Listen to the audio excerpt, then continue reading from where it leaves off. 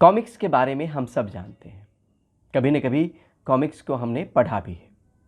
लेकिन कॉमिक्स का कोई कोर्स भी हो सकता है और इसमें करियर की भी संभावना है। क्या इस पर हमारी नज़र कभी गई है? नमस्कार, मैं परिमल कुमार। आज का ये वीडियो सैन फ्रांसिस्को से, जहाँ पे अभिजीत सिंह ने ये वीडियो रिकॉर्ड करके भेजा है। हमने गुजारिश की थी कि किस तरीके से कोई अगर करियर अपना कॉमिक्स में बनाना चाहता है तो उसके लिए कहाँ कहाँ पे क्या कोर्सेज़ हैं और संभावनाएं कितनी हैं। तो उन्हीं पहलुओं पे तमाम ये बातचीत है। और सैन फ्रांसिस्को के कैलिफोर्निया कॉलेज ऑफ आर्ट्स से अभिजीत ने एमएफए इन कॉमिक्स किया है। सुनकर आपको एक नया सा कोर्स लगेगा, एमएफए इन कॉमिक्स। दरअसल यही मकसद था कि इस बातचीत को आप सबके सामने रखा जाए। एक ऐसा कोर्स जिसके बारे में शायद आपने कभी नहीं सुना होगा। मैंने नहीं सुना था।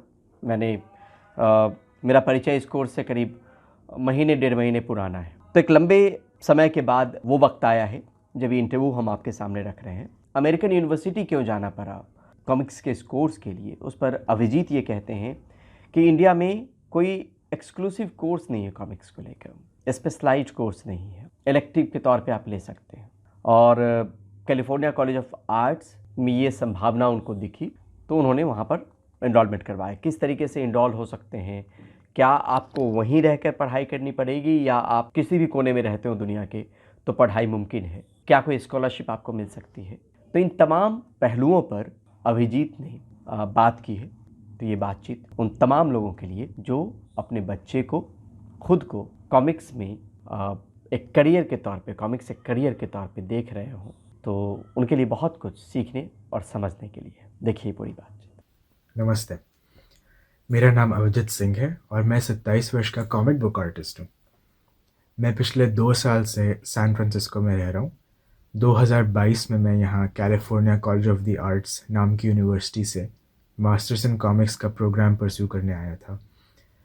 अभी अगस्त 2024 में मैं ग्रेजुएट किया हूँ और फ़िलहाल मैं अपनी कॉमिक्स सेल्फ पब्लिश करता हूँ ऑनलाइन और प्रिंट फॉर्म्स में। इसके साथ साथ मैं एक वीडियो गेम स्टूडियो के लिए एज अ कॉन्ट्रैक्ट आर्टिस्ट काम करता हूँ। मेरा कॉलेज सीसीए सैन फ्रांसिस्को के इतिहास और संस्कृति का हमेशा से एक पार्ट था। कुछ 100 साल पहले ये पास के एक शहर बर्कली में स्थापित किया गया और उस टाइम ये छोटा सा कलाकारों का एक गिल्ड या संघ जैसा था, लेकिन धीरे धीरे बड़ा हुआ और आज के टाइम में ये एक प्राइवेट आर्ट इंस्टीट्यूट है जो आर्ट और डिज़ाइन के कोर्सेज सिर्फ ऑफ़र करता है।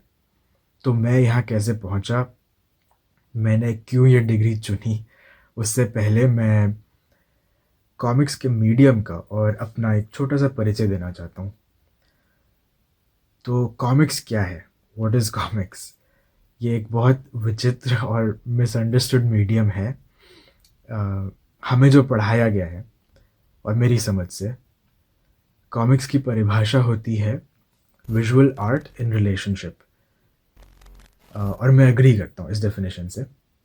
जब हम चित्रों का एक सीक्वेंस देखते हैं, उससे जो कहानी निकल के आती है उससे हम कॉमिक्स समझ सकते हैं। अक्सर इस मीडियम में चित्र और शब्द साथ में इस्तेमाल किए जाते हैं और उनका जो रिलेशनशिप होता है उससे एक बहुत यूनिक आउटपुट निकल के आता है जो हम बाकी मीडियम्स में नहीं देखते हैं। Comics art, design, painting, drawing, writing से, इन सब से अलग हट के एक मीडियम है। हालांकि इसमें उन सारी डिसिप्लिन्स के कुछ अंश रहते हैं, उन्हीं का कॉम्बिनेशन कॉमिक्स होता है। मेरी रुचि हमेशा से कॉमिक्स में रही है। मैं बहुत छोटी उम्र से ही 4-5 साल का लगभग था, तब से मैं बहुत किताबें पढ़ता था इसी प्रकार की। मेरे माता पिताजी मेरे लिए चंपक, टिंकल, चाचा चौधरी, लॉर्ड पोर्ट, अमर चित्र कथा, इस तरह की किताबें लाया करते थे और मेरी दुनिया वही थी, मैं उसी में बसा रहता था। आज भी एज एन आर्टिस्ट मेरा जो फाउंडेशन और इंस्पिरेशन है कहानियों का, वो इन्हीं सब पुस्तकों से आता है। धीरे धीरे मैं जैसे जैसे बड़ा हुआ और एक्सपोजर मिला, इंटरनेट से काफ़ी मदद मिली, तो मैं अमेरिकन कॉमिक्स पढ़ता था, यूरोपियन कॉमिक्स पढ़ता था, south Asian comics, Japanese comics, illegally कुछ-कुछ। लेकिन कहीं इस जर्नी में मैंने ये प्रण कर लिया कि मैं बड़ा होके एक कॉमिक्स चित्रकार बनना चाहता हूँ, कॉमिक आर्टिस्ट बनना चाहता हूँ और अपनी कहानियाँ और अपने लोगों की कहानियाँ और बताना चाहता हूँ, एक इंडियन वॉइस लाना चाहता हूँ क्योंकि उस समय और अभी भी मुझ जैसे लोग बहुत कम दिखते थे इस फ़ील्ड में। तो रिसर्च हमेशा बहुत चलती थी घर पे कि कैसे पढ़ा जाए कॉमिक्स का, कोई फॉर्मल एजुकेशन मिलती है कहीं, कहाँ जाएँ, कोई पाठशाला है। लेकिन उस टाइम और मेरी समझ से अब भी इंडिया में कहीं भी कॉमिक्स को एज़ अ स्पेशलाइज़्ड कोर्स पढ़ा नहीं जाता है। आई एम श्योर आप कॉलेजेस में एज़ एन इलेक्टिव या माइनर ले सकते हैं, बट कहीं भी as an exclusive course comics नहीं पढ़ाया जाता है। तो रिसर्च चलती रहती थी, मैं देखता रहता था, लेकिन ज़्यादा सफलता नहीं प्राप्त हुई। 11वीं-12वीं में मैंने एक 6 महीने का ऑनलाइन कॉरेस्पॉन्डेंस कोर्स किया था एक अमेरिकन यूनिवर्सिटी से, क्योंकि उस वक़्त मुझे बस यही एक फॉर्मल कोर्स मिला था। तो उस कोर्स के करने से मुझे कॉमिक्स का पोटेंशियल और पॉसिबिलिटीज़ बहुत समझ आईं और मुझे ऐसा लगा कि मैं और फॉर्मली पढ़ूँ इसे और मेरी हायर स्टडीज़ भी इसी फ़ील्ड में होनी चाहिए। लेकिन बैचलर्स मैंने अपना तब भी डिज़ाइन में किया क्योंकि रोज़गार चाहिए था और यहाँ आने से पहले मैं 3-4 साल बैंगलोर में एक कैंपेन डिज़ाइन फ़र्म के लिए एज़ अ ग्राफ़िक डिज़ाइनर काम कर रहा था। लेकिन ऑफ़िस में बैठे-बैठे ही काम करते-करते मेरी रिसर्च चलती रहती थी कि कहाँ से कॉमिक्स कहीं पढ़ लें किसी तरह। अम, तो उसी में एक दिन चाय ब्रेक पे ऑनलाइन सर्च करते हुए मुझे सीसीए की वेबसाइट मिली और वहाँ पे मैंने एक लिंक देखा एमएफए इन कॉमिक्स के नाम का और मेरे कान खड़े हो गए क्योंकि एक मास्टर्स प्रोग्राम जो सिर्फ़ और सिर्फ़ कॉमिक्स में है, मेरा सपना था ये। मैं सोच भी नहीं सकता था कि ऐसा कोर्स कोई असल में होगा। तो ये कोर्स बहुत अनोखा है, जिसकी वजह से मैंने इसे चूज़ किया। इसकी सारी जानकारी अगर मैं 2 यूएसपी में कंडेंस कर सकूँ, तो वो ये होंगी। पहला कि ये दुनिया का one of the most rare masters art programs है, जो इतना स्पेशलाइज़्ड है सिर्फ़ कॉमिक्स में। इसका मतलब यहाँ पे आपको ड्राइंग, पेंटिंग, डिज़ाइन, इलस्ट्रेशन उस तरह की चीज़ें उतनी नहीं सिखाई जाएँगी। यहाँ पे राइटिंग पे ज़्यादा फ़ोकस है और उससे भी ज़्यादा ए टू ज़ेड एक पूरी कंप्लीट आपकी कहानी कैसे बनाई जाए, एक नैरेटिव बनाया जाए, वो सिखाया जाता है। दूसरा ये कि इनके स्ट्रक्चर में बहुत फ्लेक्सिबिलिटी है। यहाँ 2 ऑप्शन मिलते हैं स्टूडेंट्स को, एक फुल टाइम रेज़िडेंसी और एक लो रेज़िडेंसी। फुल टाइम स्टूडेंट्स मेरे जैसे, उन्हें यहाँ पे पूरे समय इन पर्सन रहना होता है, सारी क्लासेस रेगुलर कॉलेज जैसे इन पर्सन लेनी होती हैं। मैंने ये इसलिए चूज़ किया क्योंकि मुझे पूरा पैकेज चाहिए था और अगर मुझे इतनी मुश्किल से एक मास्टर्स का प्रोग्राम मिला, तो मुझे इससे पूरा रस निचोड़ना था। लेकिन बहुत से लोग जो ऑलरेडी वर्किंग प्रोफ़ेशनल्स होते हैं या मेरे जैसी अगर अन्य कोई इंटरनेशनल स्टूडेंट्स हुए जो पूरे टाइम यहाँ रह के काम नहीं करना चाहते या एक्सपेंस बचाना चाहते हैं, वो साल में सिर्फ़ 1 बार 1 महीना इन पर्सन यहाँ रहते हैं। लो रेज़िडेंसी का स्ट्रक्चर ऐसा होता है कि आपको सिर्फ़ जुलाई के महीने में इन पर्सन हर साल आना होता है। तो अगर मेरे कोर्स की बात करें तो 2022 में आप जुलाई में आएँगे, 2023 और 24 में जब आप ग्रेजुएट कर रहे हैं। और 1 महीना इंटेंसिव कोर्स आपको करना है फ़िज़िकली वहाँ रह के। उसके बाद पूरे साल भर आप कहीं भी रह सकते हैं, कहीं से भी काम कर सकते हैं, बस आपको टाइम पे आपका असाइनमेंट्स और थीसिस का प्रोग्रेस अपडेट करना है। और इस कोर्स का एक और बहुत ही बड़ा बोनस ये है कि ये आपको कॉलेज लेवल लेक्चरिंग और प्रोफ़ेसोरियल जॉब्स के लिए भी प्रिपेयर करता है। क्योंकि हर स्टूडेंट को as a graduate teaching assistant पढ़ाने का मौका मिलता है। प्रोग्राम में आपको पीयर्स और फैकल्टी का बहुत अच्छा नेटवर्क मिलता है। लगातार आपको फीडबैक मिलता है, लगातार आपको गाइडेड असिस्टेंस मिलता है। इस सब का एंड रिज़ल्ट होता है आपका थीसिस, जो 24 पेजेस एक कंप्लीट स्टोरी या एक कंप्लीट कॉमिक के होंगे। और ये किसी भी फॉर्म में हो सकते हैं, आप जितना क्रिएटिव होना चाहें उसमें हो। वो लोग एनकरेज करते हैं कि आप कितना उस मीडियम को पुश कर सकें आप करें। जहाँ तक बात है एप्लीकेशन की, इसमें 3 चीज़ें चाहिए आपको और बहुत सिंपल प्रोसीजर है। सबसे पहले आपको 4 साल की बैचलर्स डिग्री की ज़रूरत है, जो किसी भी फील्ड की हो सकती है। ज़रूरी नहीं कि आर्ट या डिज़ाइन रिलेटेड है। आप स्टेम का कोर्स किए हों तो भी ठीक है, मेडिसिन, फाइनेंस, बिज़नेस, कुछ भी। दूसरा आपका English language proficiency test, TOEFL, IELTS और आजकल यूनिवर्सिटीज़ में डुओलिंगो का भी इंग्लिश टेस्ट एक्सेप्ट किया जाता है। और तीसरा आपका पोर्टफोलियो। पोर्टफोलियो में आर्ट और राइटिंग का एक कॉम्बिनेशन आपसे मांगा जाएगा। कुछ पीसेस आर्ट के और अलग से कुछ पीसेस राइटिंग के। पोर्टफोलियो में आपकी कला की क्वालिटी पे मार्क्स नहीं मिलेंगे। इसमें ये ज़्यादा देखा जाएगा कि आप किस तरह एक कंप्लीट स्टोरी बताते हैं और आपकी स्टोरी कितनी कॉम्प्रिहेंसिबल है, कितनी समझ में आती है।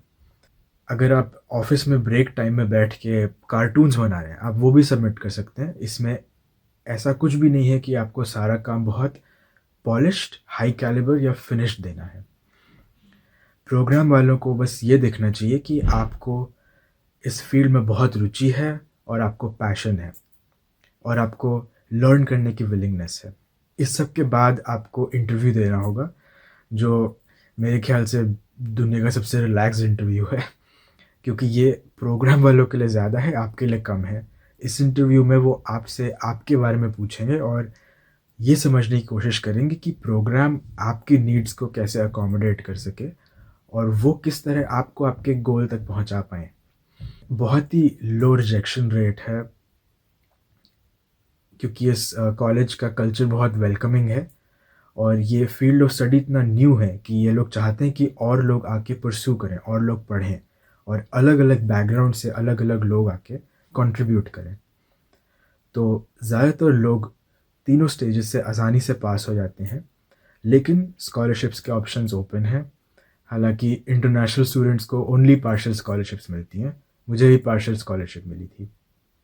एम्प्लॉयमेंट की जहाँ तक बात है कि अगर हम कॉमिक्स किए, इतना स्पेशलाइज्ड कोर्स किए, तो उसके बाद हम कौन सा एवेन्यू में जा सकते हैं।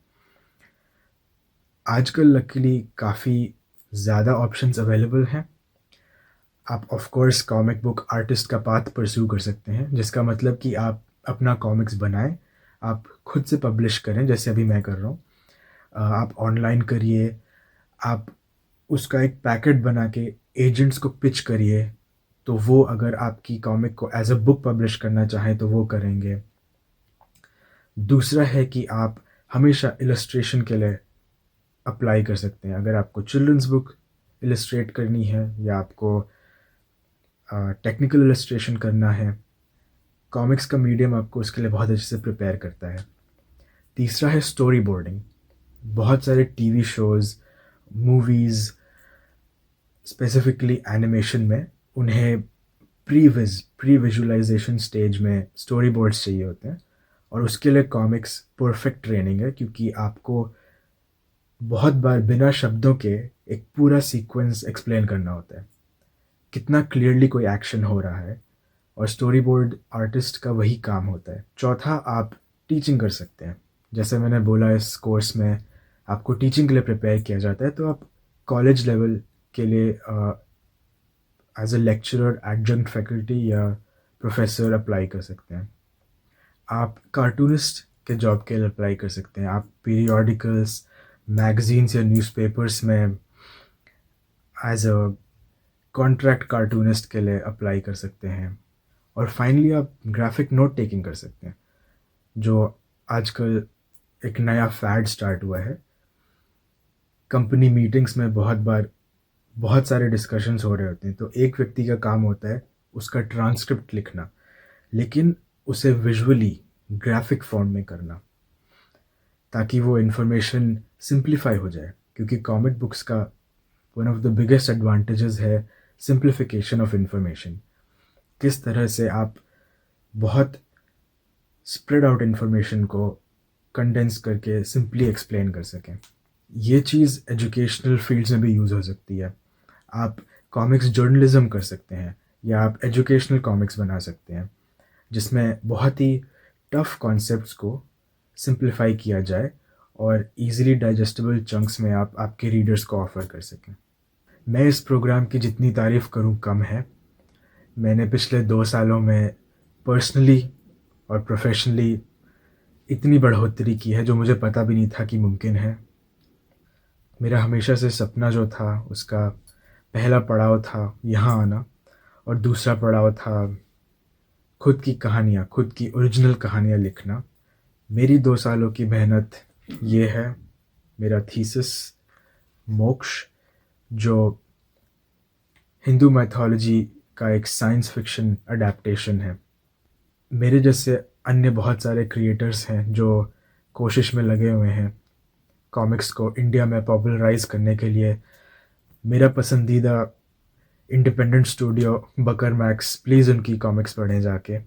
अगर आप चाहें तो मुझे भी फॉलो कीजिए, मेरी इन्फॉर्मेशन डिस्क्रिप्शन में होनी चाहिए। और कुछ भी सवाल हो तो बेझिझक इंस्टाग्राम पे मुझे मैसेज कीजिए, और मुझे कॉमिक्स के बारे में बात करने का बहुत शौक़ है, मैं सबका जवाब दूंगा। मेरी यही चाह है कि ज़्यादा से ज़्यादा लोग कॉमिक्स पढ़ें, कॉमिक्स को प्रोत्साहन दें, क्योंकि ये सिर्फ बच्चों का मीडियम नहीं है, ये सिर्फ कहानी, फैंटेसी और फ़न का मीडियम नहीं है, इसके बहुत से यूज़र्स हैं। अंत में मैं परिमल सर का शुक्रिया अदा करना चाहूँगा मुझे प्लेटफॉर्म देने के लिए और इस मीडियम को प्लेटफॉर्म देने के लिए। आजकल के टाइम में भी बहुत कम लोग हैं जो कॉमिक्स को लेकर चर्चा करते हैं, कॉमिक्स को लेकर बातें करते हैं, तो मेरे लिए ये बहुत बड़ी बात है। मैं और मेरे जैसे अन्य आर्टिस्ट्स और क्रिएटर्स का सपोर्ट करके आप इंडियन आर्ट, इंडियन वॉइसेस को और ऊंचा कर रहे हैं और उठा रहे हैं। तो in the end, thank you again, और प्लीज़ कीप रीडिंग कॉमिक्स।